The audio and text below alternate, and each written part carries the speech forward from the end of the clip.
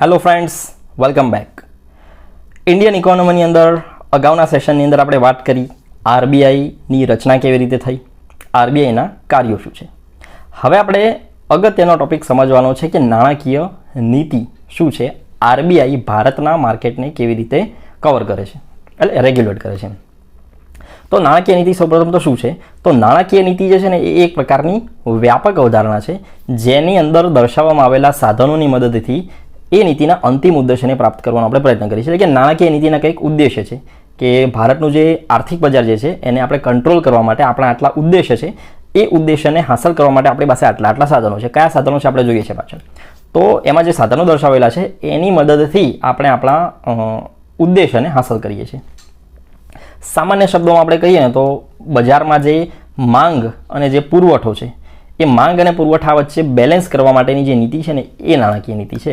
એટલા માટે આપણે એવું કહી શકીએ કે નાણાકીય નીતિની જે છે બીજા શબ્દોમાં આપણે કેવું હતું એમ પણ કહી શકીએ કે સ્ટેબિલાઇઝેશન પોલિસી છે. કારણ કે નાણાંનો પુરવઠો જાળવી રાખે છે, બજારમાં નાણાંનો પુરવઠો જાળવી રાખે છે, માંગ અને સામે જે છે એ ડિમાન્ડ અને સપ્લાય ટૂંકમાં એ જાળવી રાખે છે. એટલા માટે આપણે એને કહીએ છીએ કે સ્ટેબિલાઇઝેશન પોલિસી છે. હવે એક ક્રમ હું તમને જે કહું એ તમારે યાદ રાખી લેવાનો. નાણાંનો પુરવઠો જે છે એ ડાયરેક્ટ એટલે કે સીધી રીતે ડાયરેક્ટલી પ્રપોર્શનલ ટુ માંગ, અને માંગ જે છે સીધી રીતે સંકળાયેલી છે મોંઘવારી સાથે. અને એની આગળ આપણે જઈએ તો રેટની મદદથી આપણે આ ત્રણ વસ્તુને કેલ્ક્યુલેટ કરીશું. સામાન્ય રીતે આપણે સમજીએ તો જ્યારે બજારમાં નાણાંનો પુરવઠો વધે છે એની સાથે સાથે જે છે માંગમાં પણ વધારો થાય છે. માંગમાં વધારો થવાની સાથે સાથે જે છે એ મોંઘવારીમાં પણ વધારો થાય છે. આપણે એક એક્ઝામ્પલ આરબીઆઈની જ્યારે વાત કરી એ વખતે જોયેલું કે અત્યારે હાલ બજારમાં 100 રૂપિયા છે, સામે 100 રૂપિયાની વસ્તુ પણ છે. હવે માર્કેટની અંદર 200 રૂપિયા આવી ગયા, તો જે 100 રૂપિયાની વસ્તુ હતી એ 100 રૂપિયાના હવે 120 રૂપિયા આપવાવાળા લોકો પણ છે, 150 આપવાવાળા લોકો પણ છે, 180 આપવાવાળા પણ છે. તો એ જ 100 રૂપિયાની વસ્તુ આપણે કદાચ 180 રૂપિયામાં પણ લેવી પડે. તો આ શું થયું, મોંઘવારીમાં વધારો થયો. કેમ વધારો થયો? કારણ કે માંગ વધી ગઈ. માંગ કેમ વધી ગઈ? કારણ બજારમાં નાણાંનો પુરવઠો વધ્યો. તો નાણાંનો પુરવઠોમાં વધારો ઇઝ ઇક્વલ ટુ માંગમાં વધારો, માંગમાં વધારો ઇઝ ઇક્વલ ટુ મોંઘવારીમાં વધારો, અને એ જે છે એ રેટ દ્વારા કંટ્રોલ થાય. જ્યારે આ ત્રણ વસ્તુ એક સાથે વધી જાય ને ત્યારે જે રેટ જે છે આપણે ઘટાડીએ ત્યારે રેટ જે છે એ આપણે શું છે નોર્મલ રેટ હશે ત્યારે ત્રણ વસ્તુ વધી ગઈ. રેટ આપણે વધારી દઈએ ને સાથે સાથે તો ત્રણ વસ્તુ ઘટી જશે. જો આપણે રેટ વધારી દઈએ તો શું થશે, વ્યાજનો દર વધી ગયો તો નાણાંનો પુરવઠો ઘટી જશે, માંગ પણ ઘટી જશે અને મોંઘવારી પણ ઘટી જશે. તો રેટ દ્વારા દર દ્વારા વ્યાજના દર દ્વારા જે છે આ ત્રણ વસ્તુઓને જે છે આપણે કંટ્રોલ કરી. નાણાંનો પુરવઠો પણ આપણે કંટ્રોલ કર્યો, માંગ પણ કંટ્રોલ કરી અને ડિમાન્ડ અને સપ્લાય બંને આપણે કંટ્રોલ કરી લીધા. એટલા માટે આપણે આને કહીએ છીએ સ્ટેબિલાઇઝેશન પોલિસી. હવે આ યાદ રાખીશું અત્યારે હાલ. આને આપણે યુઝ કરવાના છે પાછળ જ્યારે આપણે વાત કરીશું એસએલઆર અને સીઆરઆરની. હવે મોનિટરી પોલિસી એટલે કે નાણાકીય નીતિ, જેને ઇંગ્લિશમાં આપણે કહીએ છીએ મોનિટરી પોલિસી. આ મોનિટરી પોલિસી બનાવવા માટે એક કમિટી હોવી જોઈએ જેનું નામ છે મોનિટરી પોલિસી કમિટી, MPC. તો MPCની રચના કરવી જોઈએ એવું નક્કી થયેલું છે વર્ષ 2015માં. સરકાર અને આરબીઆઈ આ બંનેના પ્રયત્નો દ્વારા વર્ષ 2015માં એક એગ્રીમેન્ટ કરવામાં આવે છે જેને આપણે કહીએ છીએ મોનિટરી પોલિસી ફ્રેમવર્ક એગ્રીમેન્ટ. અને એ એગ્રીમેન્ટ હેઠળ જે છે એ MPCની રચના થાય છે, મોનિટરી પોલિસી કમિટી. નાણાકીય નીતિ બહાર પાડવા માટે જે છે એ MPCની રચના થવી જોઈએ એવું સજેસ્ટ કરનારી સમિતિઓ હતી. 5 કુલ સમિતિઓ હતી. એમાંથી એ 5ના નામ પણ આપણે યાદ રાખીશું. YV રેડ્ડી સમિતિ, પરસી મિસ્ત્રી સમિતિ, તારપોર સમિતિ, રઘુરાજ રાજન સમિતિ અને ઉર્જિત પટેલ સમિતિ. આ 5 સમિતિઓ જે છે એ ભલામણ કરે છે કે નાણાકીય નીતિ બહાર પાડવા માટે નાણાકીય મોનિટરી પોલિસી કમિટીની રચના થવી જરૂરી છે. ઓકે, તો MPCની રચના થાય છે. હવે આપણે MPCની વાત કરીએ. મોનિટરી પોલિસી કમિટીમાં શું હોય છે એક્ઝેક્ટલી? તો મોનિટરી પોલિસી કમિટીની અંદર કુલ 6 સભ્યોનો આપણે સમાવેશ કરીએ છીએ. એ 6 સભ્યોમાંથી 3 સભ્યો તો કાયમી છે, એ તો કાયમ રહેવાના, અને બાકીના 3 સભ્યો જે છે એ બદલાતા રહેશે. કાયમી સભ્યો કયા છે? તો એક સભ્ય છે આરબીઆઈના ગવર્નર પોતે, બીજા નંબરના જે સભ્ય છે ડેપ્યુટી ગવર્નર, અને ત્રીજા નંબરના જે સભ્ય છે બોર્ડ ઓફ ગવર્નન્સ દ્વારા નામાંકિત કોઈ એક વ્યક્તિ જે છે એને આપણે મૂકીએ છીએ. આરબીઆઈનું જે બોર્ડ છે એના દ્વારા એક વ્યક્તિને મૂકવામાં આવશે, એ કાયમી રહેશે. બાકીના 3 સદસ્યો કયા છે? હવે આ 3 સભ્યો કયા હશે એ નક્કી કરવા માટે બીજા 6 સભ્યોની સમિતિ બને. MPC તો બનવાની છે 6 સભ્યોની, એ સિવાયની 6 સભ્યોની બીજી સમિતિ બનશે કે જેની અંદર પાછા 6 સભ્યો આવી જશે. એક તો છે આરબીઆઈના ગવર્નર, એક છે કેબિનેટ સચિવ, એ 2 વ્યક્તિઓ જે છે એ અર્થશાસ્ત્રની અંદર જે નિષ્ણાત વ્યક્તિઓ હોય એ 2 વ્યક્તિઓને આપણે લઈ લો, અને બીજા 2 વ્યક્તિઓ જે છે એ નાણાં મંત્રાલયના 2 વ્યક્તિઓ. ઓકે, તો 6 થઈ ગયા. 2 નાણાં મંત્રાલયના વ્યક્તિઓ, 2 નિષ્ણાત વ્યક્તિઓ, એક કેબિનેટ સચિવ અને એક આરબીઆઈના ગવર્નર. આ 6 વ્યક્તિઓ ભેગા થઈને 3 વ્યક્તિઓનું નામ આપશે કે આ 3 લોકો એમપીસીમાં બેસશે. આ 6 સભ્યો એમપીસીમાં બેસતા નથી. હા, આરબીઆઈના ગવર્નર બેસી ગયા છે કાયમી સદસ્ય તરીકે, પણ આ 6 સભ્યો ભેગા થઈ અને નક્કી કરશે કે આ 3 લોકો જેના અમે નામ સજેસ્ટ કરીએ છીએ એ 3 લોકો જે છે એમપીસીની અંદર જવાના છે. તો એ 3 લોકો અને આ 3 લોકો કાયમી સદસ્યો અને ટેમ્પરરી જે છે એ બંને કુલ 6 સદસ્યો જે થયા અને જે છે એમપીસીનું ગઠન થાય છે મોનિટરી પોલિસી કમિટી. નિયમ શું છે અહીંયા? 70 વર્ષથી વધારે ઉંમર જેની છે એને એમપીસીમાં સામેલ કરવામાં આવતા નથી. પહેલી વાત તો એ દર વર્ષે મિનિમમ 4 વખત જે છે એમપીસીની રચના થાય છે. મોનિટરી પોલિસી જે છે 4 વખત એટલે દર 3 મહિને, આખું આપણે વર્ષ જોઈએ તો દર 3 મહિને નાણાકીય નીતિ જે છે બહાર પાડવામાં આવે છે આરબીઆઈ દ્વારા. આપણે એની કાર્યવાહી જોઈએ તો કાર્યવાહીની અંદર જે છે એ એમપીસીની સંપૂર્ણ કાર્યવાહી ગોપનીય હોય છે. એ કાર્યવાહીની અંદર કયો નિર્ણય લેવામાં આવ્યો બહાર કોઈને જણાવવામાં આવતું નથી. એમપીસી માટે કોરમ શું છે? કોરમ એટલે કે મિનિમમ આટલા સભ્યો તો હોવા જ જોઈએ તો જ મિટિંગ આપણે આગળ જશે, નહીં તો મિટિંગ કરી શકાશે નહીં. એને આપણે કહીએ છીએ કોરમ. બંધારણમાં પણ આવશે, ત્યાં આપણે એનો વિશેષ ખ્યાલ મેળવીશું કે કોરમ કોને કહેવાય. તો કોરમ એટલે કે આટલા સભ્યો તો મિનિમમ જોઈએ જ. તો એમપીસી જ્યારે પણ મિટિંગ કરે એ વખતે મિનિમમ 4 લોકો તો હાજર હોવા જોઈએ. એ સાથે સાથે કઈ શરત છે? ગવર્નર અને ડેપ્યુટી ગવર્નર તો કમ્પલસરી હાજર જોઈએ. એટલે કુલ જે 4 કીધા ને એમાં ગવર્નર તો હોવા જ જોઈએ, ડેપ્યુટી ગવર્નર પણ હોવા જોઈએ અને બીજા કોઈ 2 સભ્યો આવી જાય તો ચાલી જશે. તો જે છે એ મિટિંગ આગળ ચાલવાની. ત્યારબાદ જે છે એ કાસ્ટિંગ મતની એક સિસ્ટમ હોય છે. કાસ્ટિંગ મત કોણ આપી શકે? તો હંમેશા આપણે યાદ રાખીશું કાસ્ટિંગ મત હંમેશા અધ્યક્ષ જ આપે. આમ આ કન્સેપ્ટ જે છે લોકસભાનો છે. લોકસભામાં કાસ્ટિંગ વોટની સિસ્ટમ હોય જે અધ્યક્ષ આપે. અહીંયા ચેરપર્સન જે છે આપણા ગવર્નર જે છે એ કાસ્ટિંગ વોટ આપી શકે. કાસ્ટિંગ વોટ શું છે? તો ઉદાહરણ તરીકે એમપીસીની એક મિટિંગ ચાલે છે અને એ મિટિંગમાં 5 સદસ્યો હાજર રહ્યા, 6 માંથી 5 હાજર રહે છે અને એ 5માં કોઈ નિર્ણય લેવાની વાત આવે છે એમાં 2 સભ્યો જે છે એના ફેવરમાં નિર્ણય આપે છે અને 2 વ્યક્તિઓ એને ઓપોઝ કરે છે, 2 વ્યક્તિઓ એના વિરોધમાં આવે છે. તો હવે જે છે તો ટાઈ થઈ જાય છે, 2-2 તો ઇક્વલ થઈ ગયું. તો હવે વાત આવે છે અધ્યક્ષ પર. તો અધ્યક્ષનો મત જે છે એ નક્કી કરશે કે નિર્ણય કઈ સાઈડ લેવાનો. જો અધ્યક્ષ હા પાડશે તો નિર્ણય લેવાશે, જો અધ્યક્ષ ના પાડશે તો નિર્ણય નહીં લેવાય. તો અધ્યક્ષનો મત અહીંયા સૌથી અગત્યનો હોય છે. ગવર્નરનો નિર્ણય જે છે અહીંયા અગત્યનો હોય છે.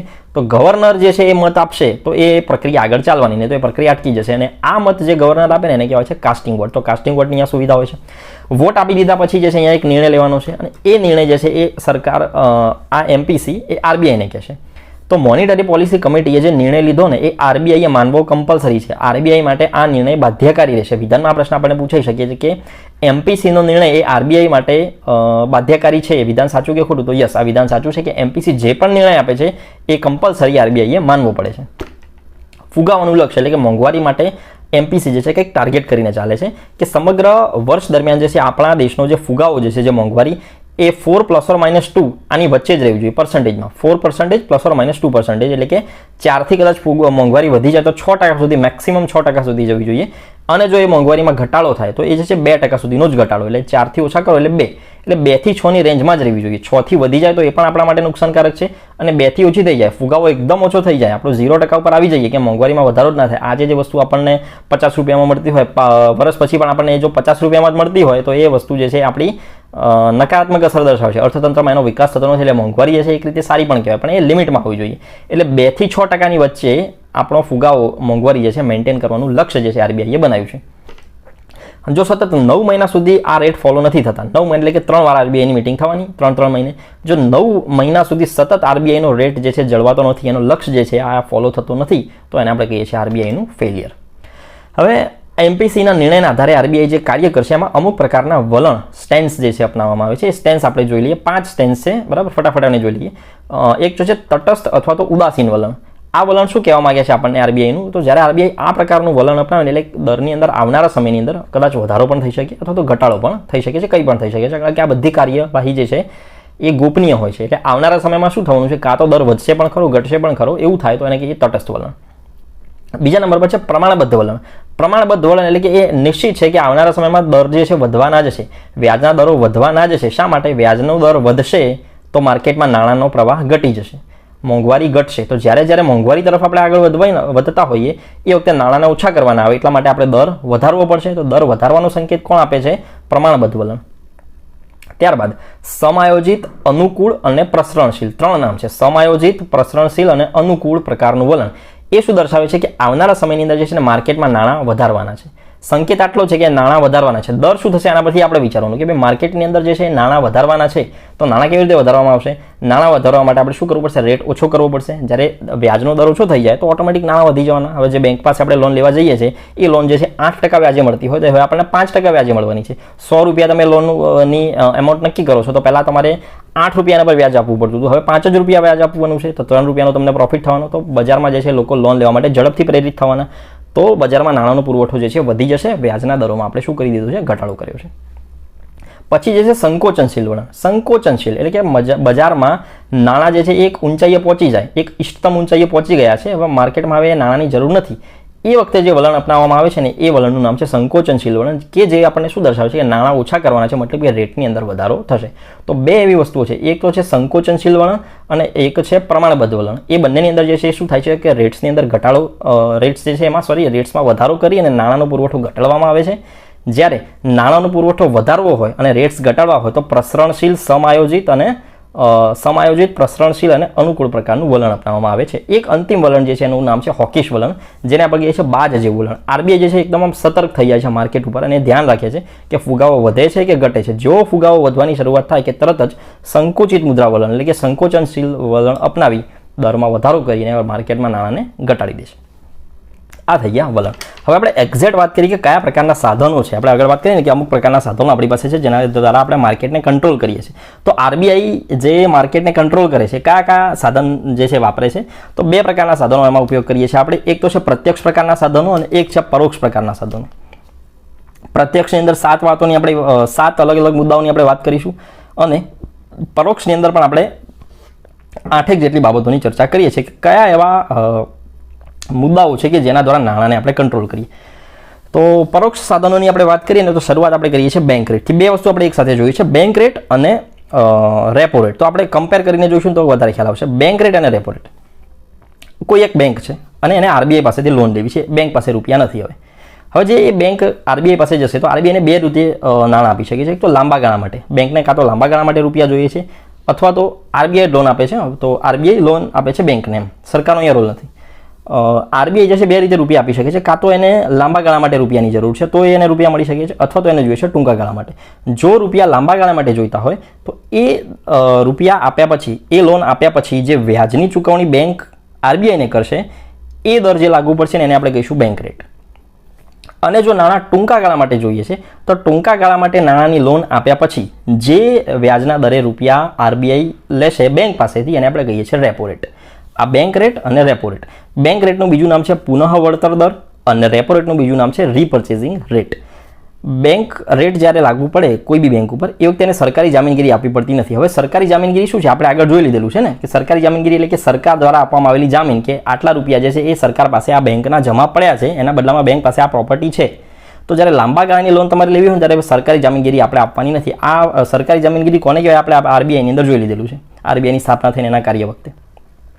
તો લાંબા ગાળા માટે રૂપિયા જોઈએ છે, બેંક રેટ લાગુ પડે છે ત્યારે સરકારી જામીનગીરી આપણે આપવી પડતી નથી. પણ જ્યારે રેપો રેટ ઉપર આપણે રૂપિયા લેવાના હોય છે ટૂંકા ગાળા માટે ત્યારે સરકારી જામીનગીરી આપવી પડે છે. સિમ્પલ આ બે કન્સેપ્ટ છે. આરઆરઆર એટલે કે reverse repo rate. Reverse repo rate જે છે એ શું છે? તો જ્યારે બેંક આરબીઆઈ પાસેથી વ્યાજ લેતી હોય, અમુક એવા કિસ્સામાં એવું બને છે કે બેંક પાસે રૂપિયા વધારે આવી ગયા છે તો એ રૂપિયા જે છે આરબીઆઈમાં જમા કરાવી દીધેલા છે, આરબીઆઈએ બેંક પાસેથી રૂપિયા લઈ લીધેલા હોય. હવે જ્યારે આ બેંક જે છે એને આરબીઆઈ પાસેથી વ્યાજ લેવાનું હોય એ વખતે જે ગણાય એને કહીએ છીએ આપણે રિવર્સ રેપો રેટ. અને રિવર્સ રેપો રેટની જે કિંમત જે છે એ રેપો રેટ કરતાં હંમેશા ઓછી રહેવાની. હવે સૌથી અગત્યનું કન્સેપ્ટ એ આવે છે એસએલઆર અને સીઆરઆર. આ બંને આપણે એકબીજાની સાથે કમ્પેર કરીને જોઈશું શું છે એસએલઆર અને શું છે સીઆરઆર. તો એ જોતા પહેલાં આપણે જોઈએ છે ઓકે ચલો એનડીટીએલનો કન્સેપ્ટ આપણે પછી જોઈશું. એસએલઆર સિમ્પલ હું તમને કહી દઉં કે બેંક પાસે જેટલા પણ રૂપિયા છે ને એ રૂપિયાની અમુક રકમ એ બેંકે પોતાની પાસે મૂકી જ રાખવાની છે, એ વાપરવાની નથી. માની લે કે આજના આખા દિવસમાં એ બેંક જે છે એની પાસે જે જમા થયા છે 100 રૂપિયા, તો એ 100 રૂપિયામાંથી અમુક ટકા રકમ જે છે એ બેંક પોતાની પાસે મૂકી રાખશે, એ કોઈ જગ્યાએ વાપરી શકતી નથી. શા માટે આવું કરવામાં આવે છે? કારણ કે અમુક બેંકો જે છે દિવાળીની પરિસ્થિતિમાં જતી રહે છે, એમ કે કોઈએ બેંક પાસેથી લોન લીધી હોય ને લોનનું પેમેન્ટ ના થાય, બેંક ઉઠી જાય, તો આ બધી પરિસ્થિતિને આપણે રોકવી હોય ને એના માટે આરબીઆઈ જે છે એને આ નિયમ બનાવેલા છે કે દરેક બેંકે કમ્પલસરી SLR મેન્ટેન કરવાનો છે, that is statutory liquidity ratio. જેને બીજા શબ્દોમાં આપણે કેવું હોય તો આપણે એમ પણ કહી શકીએ એનું નામ છે પ્રવાહિતા દર અથવા તો કાનૂની અનામત દર. શું હોય છે આમાં? તો બેંકે એનડીટીએલના અમુક ટકા પોતાની પાસે મૂકવા પડશે. હવે એનડીટીએલ શું છે ને એ હું તમને આ સેશન પૂરું થાય એટલે તરત તમને સમજાવું છું એનડીટીએલ, કારણ કે બધા કન્સેપ્ટ આપણે જોડી લઈશું એનડીટીએલ, પીએસએલ અને સીઆરઆર. એટલા માટે આપણે એન્ડમાં તમને કહીએ. એનડીટીએલ અત્યારે હાલ ટેમ્પરરી યાદ રાખો કે એનડીટીએલ બેંકનું જ પોતાનું જે છે ગણતરી છે. એનડીટીએલના અમુક ટકા રકમ બેંક પોતાની પાસે મૂકી રાખશે, એ બેંકે ક્યાંય વાપરવાના નથી. અને એક તરફ આપણે જોઈએ છે સીઆરઆર. તો જે આજે એ બેંકની અંદર આવ્યા છે 100 રૂપિયા, એ 100 રૂપિયામાંથી અમુક ટકા રકમ જે આરબીઆઈએ નક્કી કરેલી છે, કેટલી છે હું તમને પછી કહીશ, એ રકમ જે છે એ બેંકે પોતાની પાસે મૂકી જ રાખવાની છે, એ વાપરવાના નથી. એ થઈ ગયો એસએલઆર. સીઆરઆર શું છે? તો જેટલા પણ રૂપિયા બેંકમાં જમા થાય છે ને એમાંથી અમુક ટકા રકમ એ બેંકે આરબીઆઈને આપી દેવાની છે. એ છે બેંકના જ રૂપિયા, એટલે કે 100 રૂપિયા જમા થાય તો 100માંથી 10 રૂપિયા જે છે એ આરબીઆઈ પાસે આપણે જમા કરાવી દેવાના. એ છે બેંકના જ, પણ એ વાપરવા માટે એને હાલ મળતા નથી. 10 રૂપિયા ક્યારે મળશે? કે જ્યારે બેંકની જે છે પરિસ્થિતિ એકદમ ખરાબ આવી જાય છે, ક્રાઇસિસવાળી કન્ડિશન આવી જાય ને, એ વખતે બેંકને એ રૂપિયા મળશે. તો કોઈ બેંક ઉઠી ના જાય ને એટલા માટે થઈને આ સિસ્ટમ લખેલી છે કે જેટલા પણ રૂપિયા બેંકમાં જમા થાય એમાંથી અમુક ટકા રકમ બેંક પોતાની પાસે રાખે. એને કહે છે સ્ટેચ્યુટરી લિક્વિડિટી રેશિયો. એ રેશિયો નક્કી કરેલો છે. અને એક છે કેશ રિઝર્વ રેશિયો. આ કેશ રિઝર્વ રેશિયો જે છે સરકારને આપણે આરબીઆઈને આપણે એ રકમ આપવાની છે. એસએલઆર સ્ટેચ્યુટરી લિક્વિડિટી રેશિયો, પ્રવાહિતા દર, કાનૂની અનામત દર, જે બેન્કિંગ રેગ્યુલેશન એક્ટ 1949 હેઠળ જે છે એ ચલાવવામાં આવે છે. એ એક્ટ હેઠળ જે છે આ સિસ્ટમ લાગુ કરેલી છે આપણે.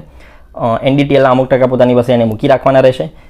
ત્યારબાદ આપણે આગળ વાત કરીએ કે આ એસએલઆર જે છે એ એસએલઆરની અંદર આપણે શું કઈ કઈ બાબતોને આપણે એની અંદર સમાવેશ કરીએ છીએ. દર 15 દિવસે એસએલઆરની ગણતરી થાય, એટલે કે દર 15 દિવસે એસએલઆરમાં ચેન્જ આવે છે.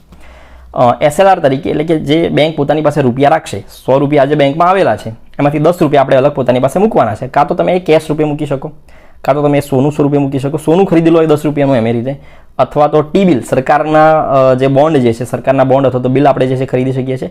આ રીતની કોઈ પણ સિસ્ટમ જે છે, કેશ ખરીદી શકાય, સોનું ખરીદી શકાય, ટી બિલ ખરીદી શકાય. તો પીએસયુ બોન્ડ જે પબ્લિક સેક્ટર યુનિટ છે, સરકારનું કોઈ જાહેર સાહસ છે, સરકારની કોઈ કંપની છે, એના બોન્ડ જો તમારે ખરીદવા હોય તો તમે ખરીદી શકો છો. આ 10 રૂપિયા આપણે જે મૂકી દીધા છે સાઈડમાં, જો આપણે એનું સોનું ખરીદી લઈએ અને એ સોનાની કિંમત કાલે જઈને 10ના 15 થઈ જાય, અથવા 10નું સોનું 20 રૂપિયાનું થઈ જાય, તો આરબીઆઈને એનો ફાયદો થશે. કારણ કે આ 10 રૂપિયા આપણે વાપરવાનો તો આમ પણ છે નહીં, આપણે વાપરવાના 90 રૂપિયા છીએ. 10 તો આપણે સાઈડમાં મૂકી દીધા, 90 પણ નહીં, 10 આપણે એસએલઆરમાં મૂકીએ અને 10 આપણે માની લો કે સીઆરઆરમાં મૂકીએ. સીઆરઆર આમ તો ઓછો હોય છે, ઘણો ઓછો હોય છે, પણ ઉદાહરણ છે એટલા માટે આપણે સમજીએ છીએ. વાપરવાના તો આપણે 80 રૂપિયા છીએ. વાપરવાના એટલે કે એ 80 રૂપિયાની આગળ હવે બેંક લોન આપી શકશે અથવા તો બીજું કોઈ કાર્ય કરી શકશે. 20 તો એને સાઈડમાં કાઢી જ લેવાના, એ 20 રૂપિયામાં તો એનો કોઈ ફાયદો નહીં થવાનો જો એ કેશ રાખે તો. પણ જો માની લે કે સોનું ખરીદી લે એ 10 રૂપિયાનું, કારણ કે અહીંયા પરમિશન છે કે તમે એસએલઆર તરીકે સોનું પણ ખરીદી શકો, તો એ સોનું ખરીદી લઈએ તો અહીંયાથી આપણને અપ્રત્યક્ષ રૂપે બેંકને ફાયદો થઈ શકે છે. એસએલઆર સામાન્ય રીતે વર્ષ 2007 પહેલાં જે છે એ કેટલો રાખવામાં આવતો હતો? તો 15% લઈ અને 40% સુધી રખાતો. મેક્સિમમ 38.5% સુધી પણ ગયેલો છે. આરબીઆઈ જે છે એ દર 15 મહિને ચેન્જ કરી નાખે છે કે આટલા ટકા એસએલઆર રાખવાનું છે. તો જે વખતે આપણી એક્ઝામ હોય એ વખતે આપણે અપડેટેડ ડેટા જોઈ લઈશું. ત્યારબાદ જે છે 2007 પછી એની જે રકમ જે છે એ 0 થી લઈ અને 15% સુધી કરી છે. એમાં થોડો આપણે 0 થી 40%, એમાં થોડો આપણે ઘટાડો કર્યો. સીઆરઆર એટલે કે cache reserve ratio. Cache reserve ratio જે છે એ આરબીઆઈની કલમ 1934 હેઠળ ચાલતો આવેલો છે. આરબીઆઈ એ જે છે, આરબીઆઈને આપણે બેંક પાસે જેટલા પણ રૂપિયા આવે છે એના અમુક ટકા રૂપિયા આપણે આરબીઆઈ પાસે જમા કરાવવાના છે. આ રૂપિયા પર બેંકને સીધો કોઈ ફાયદો થતો નથી. તો વિધાનમાં પ્રશ્ન પૂછાઈ શકે કે એસએલઆર થકી અપ્રત્યક્ષ રૂપે બેંકને ફાયદો થાય છે? તો યસ. સીઆરઆર થકી કોઈ ફાયદો થાય છે? તો ના. કેમ ના? કારણ કે એસએલઆરના રૂપિયા તો આપણી પાસે પોતે આપણે મૂકેલા જ છે, એનું આપણે સોનું લઈ શકીએ છીએ. પણ સીઆરઆર તો આપણે બેંક જે છે એ આરબીઆઈમાં આપણે જમા કરાવી દીધેલો છે, તો સીઆરઆરથી જે છે બેંકને કોઈ ફાયદો થતો નથી. વર્ષ 1999 સુધીમાં જે છે સીઆરઆર પર જે છે એ આરબીઆઈ એ બેંકોને વ્યાજ આપતી હતી, પણ ત્યારબાદ જે છે એ સિસ્ટમ બંધ થઈ ગઈ છે. અને સેમ એસએલઆરની જેમ સીઆરઆર પણ 2007 પહેલાં જે છે 3% થી 15% રખાતો. અને અત્યારે હાલમાં જે છે નરસિંહન સમિતિ એવી ભલામણ કરી એટલા માટે 2007 પછી સીઆરઆરની અંદર પણ ઘટાડો થયો છે. 0% થી લઈને 15%ની વચ્ચે સીઆરઆર પણ રખાય છે.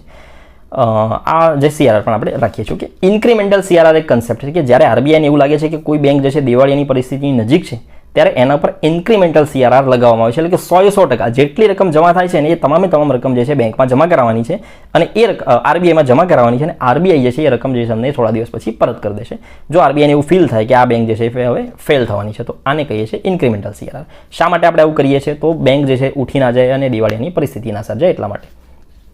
બાકીના 3 બહુ નાના કન્સેપ્ટ છે. એક છે OMO, એટલે એને આપણે કહીએ છીએ ઓપન માર્કેટ ઓપરેશન. શું છે આ? તો સરકારની જે જામીનગીરી જે છે એ આરબીઆઈ પાસે હોય અથવા તો બીજા કોઈ લોકો પાસે હોય, તો એ સરકારી જામીનગીરીને આપી અને આરબીઆઈ જે છે શું કરે છે, સામે રૂપિયા આપી શકે છે કોઈને, બેંકને પણ રૂપિયા આપી શકે છે, કોઈ વ્યક્તિને પણ આપી શકે છે. જેની પાસે ગવર્મેન્ટ સિક્યોરિટી છે એ તમામ લોકો આરબીઆઈ પાસેથી રૂપિયા લઈ શકે છે. એનું નામ છે OM, જેના માટે ઓપરેશન ચલાવવામાં આવેલું ઓપરેશન ટ્વિસ્ટ.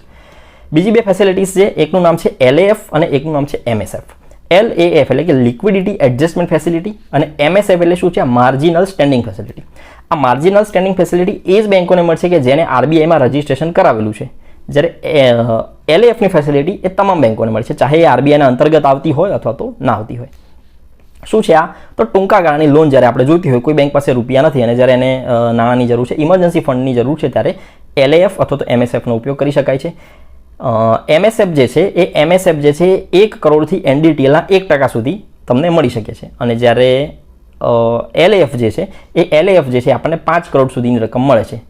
5 કરોડથી ક્યાં સુધી મળે છે? તો સરકારી જામીનગીરી. કોઈ બેંકને જ્યારે માની લો કે લોનની જરૂર છે, અચાનક રૂપિયાની જરૂર પડી છે, એ બેંક જે છે એ રજિસ્ટર્ડ પર બેંક પણ નથી, રજિસ્ટ્રેશન એને કરાવેલું નથી, કે આરબીઆઈના અંતર્ગત આવતી નથી, તો એ બેંકે જે છે જે સુવિધા વાપરવી પડશે છે LAFની સુવિધા. હવે એને કેટલા રૂપિયા આપવાના? તો 5 કરોડ રૂપિયા સુધીનું તો મળે જ છે, પણ એની પાસે સરકારી જામીનગીરી કેટલી છે, કેટલી સંપત્તિ એ બેંકે સરકાર પાસેથી ખરીદેલી છે. 3 ફેક્ટર અહીંયા આવે છે. તો જે સરકાર, એ સરકારની કેટલી સંપત્તિ આ બેંકે પરચેસ કરેલી છે અને એ સંપત્તિના આધારે આરબીઆઈ એને લોન આપશે, એનું નામ છે LAF, લિક્વિડિટી એડજસ્ટમેન્ટ ફેસિલિટી. જ્યારે માર્જિનલ સ્ટેન્ડિંગ ફેસિલિટી જ્યારે લેવાની થાય તો બેંક જે છે એ આરબીઆઈ પાસે છે, તો આરબીઆઈને ખબર છે કે આ બેંક જે છે આપણા અંડરમાં આવી રહી છે, તો એનો SLR ચેક કરવામાં આવશે કે તમે સ્ટેચ્યુટરી લિક્વિડિટી રેશિયો જે છે અત્યાર સુધીમાં આટલો મેન્ટેન કરેલો છે, તો એ SLR જેટલો પણ મેન્ટેન થયેલો છે એ બરાબર જે છે તમને લોન મળી શકશે. તો આ બે જે છે બેઝિક ડિફરન્સ હતા LAF અને MSFના. LAF જે છે એ તમામ બેંકો માટે, MSF જે છે રજિસ્ટર્ડ બેંકો માટે. MAF જે છે એ SLR ઉપર લોન આપે છે, MSF જે છે એ SLR ઉપર લોન આપે છે. LAFમાં જે છે એ સરકારી જામીનગીરી ઉપર લોન મળે છે. MSFની જે છે એ 1 કરોડથી NDTLના 1%, NDTL આપણે પછી સમજીશું. અને જ્યારે અહીંયા જે લોન મળે છે 5 કરોડ સુધીની લોન આપણને મળે છે, માર્જિનલ સ્ટેન્ડિંગ ફેસિલિટી અને લિક્વિડિટી એડજસ્ટમેન્ટ ફેસિલિટી. તો આ થઈ ગયા આરબીઆઈના તમામ પરોક્ષ સાધનો. પરોક્ષ એટલે કે જે ઇનડાયરેક્ટ રીતે આપણને અસર કરે. એમ માની લો કે દરમાં ચેન્જ થાય તો સીધી આપણા પર કોઈ અસર થતી નથી, એ ઇનડાયરેક્ટ રીતે આપણા પર અસર કરે છે, ઇનડાયરેક્ટ રીતે માર્કેટ ઉપર અસર કરે છે, એને આપણે કહીએ છીએ પરોક્ષ સાધનો. હવે આપણે જોઈશું પ્રત્યક્ષ સાધનો. આરબીઆઈ કોઈ એક એરિયાને ટાર્ગેટ કરી લે છે કે આપણે ઇન્ડસ્ટ્રીયલ સેક્ટરમાં ચેન્જીસ લાવવા છે, એગ્રીકલ્ચર સેક્ટરમાં ચેન્જીસ લાવવા છે, MSME સેક્ટર જે છે એની અંદર ચેન્જીસ લાવવા છે. તો ટાર્ગેટ કરી, કોઈ એરિયાને ટાર્ગેટ રાખી અને જે નાણાકીય સાધનો આપણે અપનાવીએ એને આપણે કહીએ છીએ પ્રત્યક્ષ સાધનો. કુલ 7 પ્રત્યક્ષ સાધનો છે. સૌપ્રથમ તો સલામતીની જરૂરિયાત. જ્યારે આપણે બેંકમાં લોન લેવા જઈએ એ વખતે આપણી પાસેથી રકમ લખાવવામાં આવે છે કે તમારી પાસે કેટલી પ્રોપર્ટી છે, એને કહે છે સલામતીની જરૂરિયાત. તો જો તમે એ સમયગાળાની અંદર જે લોન જે છે એની અમાઉન્ટ પે પાછી નથી કરતા, તો સંપત્તિ જપ્ત કરી લેવામાં આવે, એને કહે છે સલામતીની જરૂરિયાત. એકદમ સિમ્પલ જ છે આ તો. માર્જિનની જરૂરિયાત. માર્જિન એટલે કે શું છે કે જેટલી પણ સંપત્તિ આપણે લખાવી છે એ સંપત્તિના અમુક ટકા રકમ જ તમને મળશે. જેટલી તમારી પાસે સંપત્તિ છે, જો તમે ખેડૂત છો તો જે સંપત્તિ આપણે લખાવીએ છીએ એના 90% આપણે લોન મળી શકે છે. પણ જો કોઈ વ્યક્તિ ઉદ્યોગપતિ છે તો એ જેટલી સંપત્તિ લખાવે છે એના 40% જ જે છે એને લોન મળી શકે છે. તો આ છે કે માર્જિનની જરૂરિયાતો. ત્યારબાદ ધિરાણની ટોચ મર્યાદા. એ શું છે? તો સરકાર દ્વારા અમુક એવા સેક્ટર નક્કી કરેલા છે જેને આપણે કહીએ છીએ PSL, પ્રાયોરિટી સેક્ટર લેન્ડિંગ. એ ક્ષેત્રોની પાછળ જે છે ને એ 40% રકમ કમ્પલસરી બેંકે વાપરવાની છે. કોઈ પણ બેંક હોય એ બેંકે જેટલી પણ લોન આપવાની છે, જેટલી પણ એની પાસે લોનેબલ એમાઉન્ટ છે કે આટલા રૂપિયા આપણી પાસે લોનના બચ્યા છે. પેલા ઉદાહરણમાંથી આપણે જોઈએ તો 100 રૂપિયા હતા, 10 આપણે અલગ કરી દીધા અને 80 રૂપિયા હવે બચ્યા છે. એ 80 રૂપિયાના 40% તો કમ્પલસરી આપણે કોને આપવા પડશે? PSLમાં, પ્રાયોરિટી સેક્ટર લેન્ડિંગના ક્ષેત્રો સરકારે નક્કી કરી દીધેલા છે. પ્રાયોરિટી સેક્ટર લેન્ડિંગના જે છે 2016ની સાલમાં 8 ક્ષેત્રો સરકારે નક્કી કરેલા છે. 8 ક્ષેત્રો કયા છે? કૃષિ છે, MSME છે, ત્યારબાદ એક્સપોર્ટ ક્રેડિટ છે, એજ્યુકેશન છે, આવાસ યોજનાઓ છે, ત્યારબાદ સામાજિક માળખું છે, પુનર્વસન યોજના છે અને સેલ્ફ હેલ્પ ગ્રુપ. આ 8 ગ્રુપને તમારે જે છે કુલ 40% લોન તમારે કમ્પલસરી અહીંયા જ આપવાની છે. એમાં બી પાછું નક્કી છે, કૃષિ પાછળ 18%, MSME જે છે ઉદ્યોગનો એક પ્રકાર છે, MSME પાછળ જે આપવાના છે એ છે 7.5%, અને એક્સપોર્ટ ક્રેડિટ જે વિદેશી બેંકો છે, ઘરેલું બેંકો છે, અને 2% આસપાસ કંઈક રકમ આપવાની છે. બધું આપણે યાદ રાખવાનું નથી, પણ ઓવરઓલ 40% રકમ આપણે અહીંયા કમ્પલસરી આપવાની છે, કારણ કે આ લોકોને આપણે ટાર્ગેટ બનાવેલા છે આરબીઆઈ. સીધી આ વ્યક્તિઓને અસર પહોંચાડવા માટે આપણે શું ભણીએ છીએ? પ્રત્યક્ષ સાધનો. તો ડાયરેક્ટ અસર પહોંચાડવાના. તો પ્રત્યક્ષ અસર કરવા માટે આ ધિરાણની ટોચ મર્યાદા થઈ ગઈ. ત્યારબાદ ભેદભાવયુક્ત વ્યાજ દરો. તો જે અમીર વ્યક્તિ છે એની પાસેથી વધારે વ્યાજ લેવાનું અને ગરીબ વ્યક્તિ છે એની પાસેથી એટલું બધું વ્યાજ લેવાનું નથી થતું, કારણ કે ગરીબો જે છે આપણા ટાર્ગેટમાં છે કે આ લોકોનો આપણે વિકાસ કરવાનો છે, એટલા માટે. કન્ઝ્યુમર ક્રેડિટ કંટ્રોલ શું છે? કન્ઝ્યુમર ક્રેડિટ કંટ્રોલ જે છે એક પ્રકારની એવી સિસ્ટમ છે કે જેના દ્વારા આરબીઆઈ એ બજારમાં ચાલતા ડાઉન પેમેન્ટ અને હપ્તા પર નજર રાખે છે અને આરબીઆઈ ઈચ્છે તો એ પોતાની રીતે કોઈ એક એરિયાને ઓટોમોબાઈલ સેક્ટર છે અથવા તો ઇલેક્ટ્રિક વ્હીકલનો સેક્ટર છે એ સેક્ટરમાં દર ઘટાડી પણ શકે છે અને દર જે છે વધારી પણ શકે છે અને ઘટાડી પણ શકે છે. ઓકે, ત્યારબાદ આપણે વાત કરીએ તો પ્રત્યક્ષ કાર્યવાહી. આરબીઆઈ શું કરે છે, કોઈ બેંક જો SLRનું પાલન ન કરે, CRRનું પાલન ન કરે, આરબીઆઈના નિયમોનું પાલન ન કરે તો એ બેંકનું લાયસન્સ રદ કરવામાં આવે છે, જેને આપણે કહીએ છીએ પ્રત્યક્ષ કાર્યવાહી. અને છે નૈતિક પ્રભાવ. તો આરબીઆઈ પોતાની નાણાકીય નીતિ, બીજા અન્ય પ્રકારના સૂચનો, SLR, CRR આ બધું જે છે એ અખબારપત્રો, વર્તમાનપત્રો, પ્રવચનો, ભાષણો, સોશિયલ મીડિયા દરેક જગ્યાએ પબ્લિશ કરે છે. જે બેંક એનું પાલન ન કરે સૌપ્રથમ એ બેંકને વોર્નિંગ આપવામાં આવે છે નૈતિક કાર્યવાહી અંતર્ગત. છતાં પણ જો પાલન ન કરવામાં આવે તો એ બેંકને શું કરે છે, ડીરેકોગ્નાઇઝ કરી દેવામાં આવે છે. તો આ થઈ ગયા તમામ પ્રત્યક્ષ સાધનો. ફરી એક વખતે સાથે પ્રત્યક્ષ સાધનો આપણે જોઈ લઈએ છીએ. સૌપ્રથમ સલામતીની જરૂરિયાતો, માર્જિનની જરૂરિયાતો, ધિરાણની ટોચ મર્યાદા, ભેદભાવયુક્ત વ્યાજ દરો, કન્ઝ્યુમર ક્રેડિટ કંટ્રોલ, પ્રત્યક્ષ કાર્યવાહી અને નૈતિક પ્રભાવ. તો આ થઈ ગયા તમામ પ્રત્યક્ષ સાધનો પૂરા, પરોક્ષ સાધનો પણ પૂરા કે જેની મદદથી આરબીઆઈ બજાર ઉપર કંટ્રોલ કરે છે. હવે એક છેલ્લું આપણે ઉદાહરણ જોઈ લઈએ એટલે બધું એક સાથે મિક્સ થઈ જશે. માની લઈએ કે એક બેંક છે.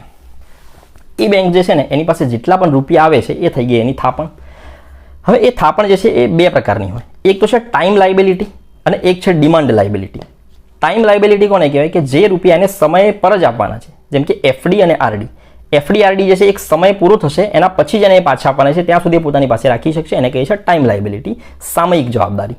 અને બીજી છે ડિમાન્ડ લાયબિલિટી, માંગ જવાબદારી. માંગ જવાબદારી શું છે કે જ્યારે માંગવામાં આવે ત્યારે રૂપિયા પાછા આપવા પડશે. કરંટ એકાઉન્ટ છે, સેવિંગ એકાઉન્ટ છે, એમાં જે રૂપિયા જમા પડ્યા છે એ રૂપિયા જ્યારે પણ માંગવામાં આવે ત્યારે એને પાછા આપવાના છે. તો આ થાપણના બે પ્રકારો એ બેંકમાં પડ્યા હશે. એ સિવાય એક કન્સેપ્ટ આવે છે NDTL, net demand end time liability. આ લખી લેજો, net demand end time liability. શું છે કે એક જ દિવસની અંદર કેટલા રૂપિયા આવક થાય છે અને કેટલા રૂપિયા ઉપાડી લેવામાં આવે છે એનું એક પ્રકારનું સરવૈયું છે. ઉદાહરણ તરીકે આજના આખા દિવસ દરમિયાન જે છે એ એક બેંક છે. ઉદાહરણ તરીકે એ બેંકની પાસે અમુક રકમ જમા કરાવવામાં આવી એ બેંકમાં અને અમુક રકમ ઉપાડી લેવામાં આવી. તો દિવસના અંતે હિસાબ કરવામાં આવશે કે આટલા રૂપિયા બેંકમાં જે જમા થયા, આટલા રૂપિયા બેંકમાંથી આજે આપણે લોકોએ ઉપાડી લીધા અને હવે જે રકમ બેંક પાસે બચી એને આપણે કહીએ છીએ NDTL. NDTL એટલે કે net demand end time liability. તો કોઈ એક બેંક છે એની NDTL જે છે 100 રૂપિયા, કે આજની બધી આવક અને બધો ખર્ચ એ બધું માઇનસ કરીને બેંક પાસે 100 રૂપિયા પડ્યા છે. હવે એ 100 રૂપિયા જે છે એમાંથી નક્કી કરવામાં આવે છે SLR અને CRR, જે નિયમ પ્રમાણે આરબીઆઈનો નિયમ છે. ઉદાહરણ તરીકે 10% અને 2%. 10% આપણે રાખી દઈએ છીએ SLR અને 2% આપણે રાખીએ છીએ CRR. તો 100ના 10% એટલે કે હવે 90 રૂપિયા થઈ ગયા, 10 રૂપિયા સાઈડમાં નીકળી ગયા. એ સાઈડ એટલે બેંક પાસે રહેવાના SLR તરીકે, અને 2 રૂપિયા જે છે એને આપી દેવા પડશે આરબીઆઈને. એટલે હવે 12 રૂપિયા આપણે માઇનસ કરીને તો 100માંથી 88 રૂપિયા બેંક પાસે છે. આ 88 રૂપિયા શું છે એ લોનેબલ એમાઉન્ટ છે. હવે એનો ઉપયોગ ગમે ત્યાં કરી શકાય. એ એના વહીવટી કાર્યો માટે પણ ઉપયોગ કરી શકે, પ્રોપર્ટી પણ ખરીદી શકે, શેર માર્કેટમાં પણ ઇન્વેસ્ટમેન્ટ કરી શકે, લોન પણ કોઈને આપી શકે. આ બધી જે છે લોનેબલ એમાઉન્ટ છે, આ કોઈ બી જગ્યાએ વાપરી શકે. પણ આપણે આગળ પાછું એ પણ જોયું કે અમુક સેક્ટર નક્કી કરેલા છે કે જો તમારે લોન આપવી હોય ને તો 40% તો આ PSLના ક્ષેત્રો છે. PSL એટલે કે પ્રાયોરિટી સેક્ટર લેન્ડિંગ, આ એરિયામાં જ આપણે કમ્પલસરી લોન આપવી પડશે. તો એ એરિયા પાછળ 40% આપણે ખર્ચ કરવાના. તો આપણે 88ના 40% કરીશું ને તો સમથિંગ 35 આસપાસ કંઈક જવાબ આવશે. તો એ 35 રૂપિયા આપણે માની લઈએ કે આપણે PSLની અંદર આપી દીધા. હવે આપણી પાસે બચ્યા છે 53 રૂપિયા. એ 53 રૂપિયા કોઈ બી વ્યક્તિને આપી શકાય, ઉદ્યોગપતિને પણ આપી શકાય, શેર માર્કેટમાં પણ આપણે મૂકી શકીએ, કોઈ બી જગ્યાએ આપણે વાપરી શકીએ. માની લઈએ કે એ બેંકે એ 53 રૂપિયા પણ વાપરી નાખ્યા. હવે એ બેંક પાસે એક પણ રૂપિયો નથી. હવે રૂપિયા થઈ ગયા છે 0. હવે રૂપિયા ક્યાંથી લાવવાના? તો માની લઈએ કે આ બેંક અગર રજિસ્ટર્ડ છે, આરબીઆઈમાં રજિસ્ટર્ડ છે, તો કઈ ફેસિલિટી વાપરશે? ઇમરજન્સી કેસમાં MSFની ફેસિલિટી. પણ જો એ બેંક રજિસ્ટર ના હોય તો શું કરવાનું? તો એ ફેસિલિટી જે વાપરવાની આવશે એ છે LFની ફેસિલિટી. પણ આ બેંક આપણે માની લઈએ છીએ કે રજિસ્ટર છે, કારણ કે SLR અને CRR એને મેન્ટેન કર્યો છે. જો રજિસ્ટર હોય તો જ SLR અને CRR એને મેન્ટેન કરશે, બાકી એ મેન્ટેન કરવાની નથી. તો એને મેન્ટેન કર્યો છે, મતલબ આ બેંક જે છે એ રજિસ્ટર્ડ બેંક છે. હવે રજિસ્ટર બેંકોને કેટલા રૂપિયા મળે છે? આપણે કીધું હતું કે 1 કરોડથી લઈને NDTLના 1% સુધી. પણ શેના ઉપર મળશે? SLR પર મળશે. ચેક કરવામાં આવશે કે તમારી પાસે SLR કેટલો છે. તો આ કિસ્સામાં SLR કેટલો છે? આપણે કેટલો રાખેલો છે? 10%, એટલે કે 10 રૂપિયા. તો 10 રૂપિયા તો બેંક પાસે પડેલા છે SLR તરીકેના, પણ એ વાપરી શકાતા નથી. હાલ રૂપિયા તો 0 થઈ ગયા. તો બીજા 10 રૂપિયા જે છે એ MSFની ફેસિલિટી દ્વારા આરબીઆઈ જે છે આ બેંકને આપશે અને આ 10 રૂપિયાનો ઉપયોગ હવે આરબીઆઈ આ બેંક જે છે આગળ કરી શકશે. તો આ એક જ ઉદાહરણની અંદર આપણે SLR જોઈ લીધું, CRR પણ જોઈ લીધું, PSL પણ જોઈ લીધું કે જેમાં 40% રૂપિયા આપણે વાપરીએ છીએ. લોનેબલ એમાઉન્ટ કોને કહેવાય એ પણ આપણે જોઈ લીધું. અને MSF અને LAF અને MSF ઉપર રૂપિયા કેવી રીતે મળે છે એ પણ આપણે જોઈ લીધું. તો આ હતી સંપૂર્ણ નાણાકીય નીતિ કે જેની આપણે પ્રત્યક્ષ સાધનો જોઈએ અને પરોક્ષ સાધનો. ફરી એકવાર ફટાફટ આપણે જોઈ લઈએ.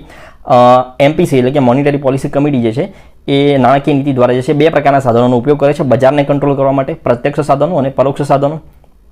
પ્રત્યક્ષ સાધનો એટલે કે સીધી અસર પહોંચાડનારા રાજ્યો જેની અંદર જે સલામતીની જરૂરિયાત, માર્જિનની જરૂરિયાત, ધિરાણની ટોચ મર્યાદા, ભેદભાવયુક્ત વ્યાજ દરો, કન્ઝ્યુમર ક્રેડિટ કંટ્રોલ, પ્રત્યક્ષ કાર્યવાહી અને નૈતિક પ્રભાવ. જ્યારે પરોક્ષ સાધનોની અંદર bank rate, repo rate, reverse repo rate, statutory liquidity ratio, cache reserve ratio, OMO open market operation, LAF liquidity adjustment facility અને MSF માર્જિનલ સ્ટેન્ડિંગ ફેસિલિટી. તો ઇન ડેપ્થ આપણે નાણાકીય નીતિ સંપૂર્ણ રીતે અહીંયા આગળ પૂર્ણ કરીએ છીએ. રિઝર્વ બેંક ઓફ ઇન્ડિયાનો કન્સેપ્ટ પણ પૂર્ણ થઈ ગયો છે અને એ RBI નાણાકીય નીતિ દ્વારા ભારતીય બજારને કેવી રીતે રેગ્યુલેટ કરે છે એ કન્સેપ્ટ પણ આપણે અહીંયા આગળ પૂર્ણ કરીએ છીએ. મળીશું આપણે હવે આગળના લેક્ચરની અંદર બીજા એક ટોપિકની સાથે. Thank you so much. જય હિન્દ, જય ભારત.